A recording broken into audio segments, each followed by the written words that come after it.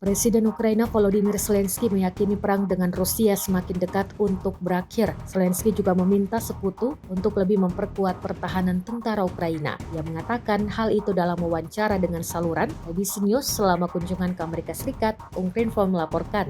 Pada saat yang sama ia menekankan perang berakhir ke arah perdamaian. Volodymyr Zelensky juga mengatakan bahwa Putin takut dengan operasi Kursk yang dilakukan oleh Angkatan Bersenjata Ukraina. Demikian menurutnya dengan alasan karena Rusia tidak dapat mempertahankan seluruh wilayahnya. Pemimpin Ukraina itu mengatakan bahwa hanya dari posisi yang kuat, Ukraina dapat mendorong Putin untuk menghentikan perangnya.